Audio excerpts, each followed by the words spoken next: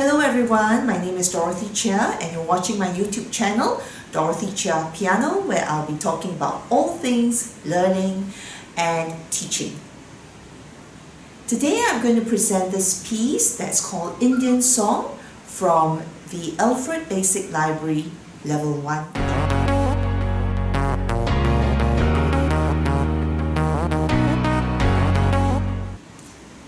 Let's have a listen to it.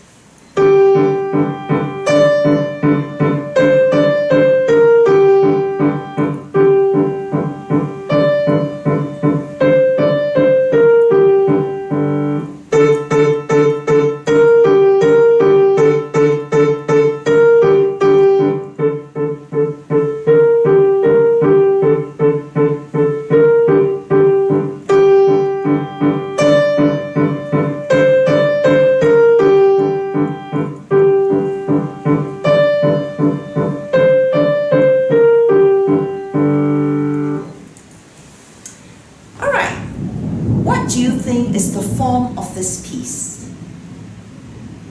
Yes, you're correct. It is A, B, A. Let's look at this piece closer. Can you find any patterns? In the first line, you will notice that the first 4 bars is exactly the same as bar 5 to 8. But what is the difference? One is loud and one is soft. So that makes teaching very easy, right? So first, point out the patterns that you can find in this piece. What about the second line? Are there patterns that you notice? That is correct. The first 4 bars is also the same as the last 4 bar. And the difference being that the first 4 bars is played forte and the last 4 bar is played piano. I would also point out to the student the meaning behind D.C al Fine, and at the bottom of the page you can find that the meaning is explained, da capo al fine, repeat from the beginning, and end at fine, which means the end. Okay, so after the students have worked out the patterns and the form, let's look a bit closer at the notes now. Now, if you look at the piece, what do you think will be the hardest thing that the student has to work with? And what is the easiest thing that the student has to work with? A piece like this piece called Indian Song works at coordination, alright? So most students would have to tackle the aspect of articulation. The notes are fairly easy. One way to approach coordination is to close the lid of the piano and then you tap the surface on the lid. So I will just tap the left hand part on the left hand and my right hand the right hand part. So I'll be doing this together, together, left, left, left, together, left, left, left, together, together, together, together, together. Let's look at the intervals that I need to know. Now if you look at the first 4 bars, the students need to know that line note, skip a line to a line is a 5th. Alright, so circle the 5th. And from B flat to G at bar 3 to 4, that's a skip. So a skip is an interval of a 3rd. The quickest way to read music is actually intervallically. Alright, so have the student sing the right hand part in solfege. So they could do this. So, so, do, so. Once they've gotten this, we'll combine it with the left hand. What is the interval in the left hand? Correct, 5th. Let's find the notes. The 5th finger is placed on G. And if every key is given a finger, then 1 and 5 will give you the interval of a 5th. Remember earlier on we have already tapped and prepared the coordination. We are going to do the first 4 bars at the lesson.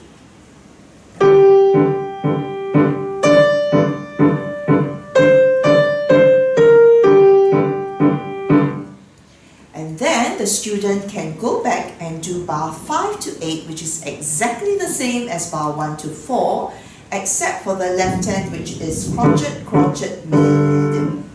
Alright? So you can assign that as homework. Let's now look at line 2. What is difficult here is that the students sometimes would have to do some tuning, mental tuning of the right hand finger 2 on A and left hand 1 on D. So they're going to play 4 times of this pattern.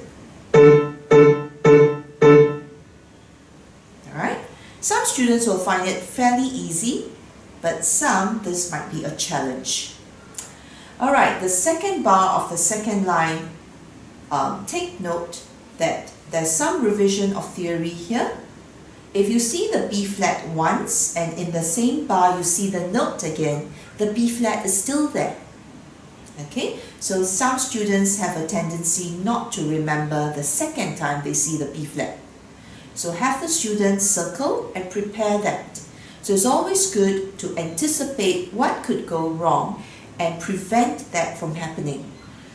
From B flat to G, again, that's an interval of a third. So I like the student to mark out the intervals of a third. So over here, they get to practice the B flat going to the G like this. Now, if the student have problem with that, I will first have them block. To get used to seeing and hearing and feeling the interval of a third in the right hand and the interval of a fifth in the left hand, and then doing it at the same time, and then finally to break it up.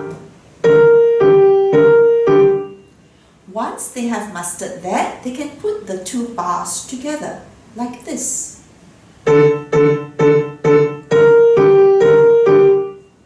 And you will notice there is a slight variation at bar 3 and 4. All they need to do is now put in the variation of the added minim.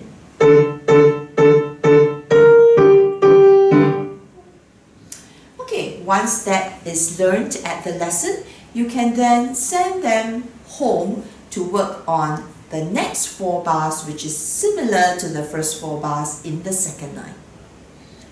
Alright, so at the lesson, usually we cover teaching the piece but also empower the student to work some aspect of the music on their own. Have them be able to hear loud and soft in their playing. Very often students will come back with the music like this.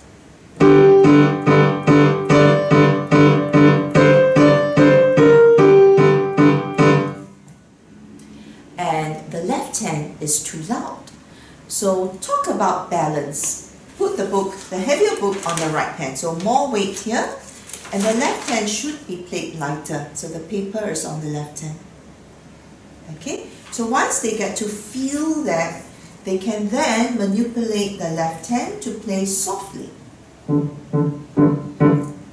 Another method is to have them touch the surface and shadow the right hand, so play with no sound.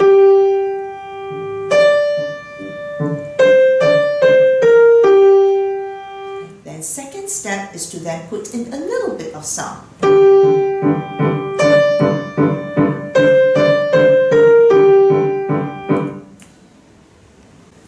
Very often, beginners, when we look at the technique, we are working on a good round hand shape. The problem with this piece is sometimes when the students play finger 5, they tend to collapse. I like to tell them, uh-oh, your 5th finger is sleeping. Shall we wake it up? And make the 5th finger stand. So sometimes some preparation exercise may be done to make them work on that 5th finger supported by the muscle here at the side. Alright, so if they do not squeeze the muscle there, then there's a tendency that that whole arch collapses, and therefore that leads to poor habits formed. Same thing with the left hand. The left hand has to hold a nice hand shape, and because we are working on interval of a fifth, alright, there's a tendency some students will end up producing the sound totally from the wrist, okay, and that is not correct. We want a well-arched hand, okay, where the fifth and the finger 5 and 1 is standing at the tip of the finger. The stroke should be a light fall from the arm. So the forearm will lift and let the fingers land firmly on the tip of the finger before we rest on the fifth. And just give it a feel that this is like Indian drums playing. Let's give a little bit of emphasis on the first beat.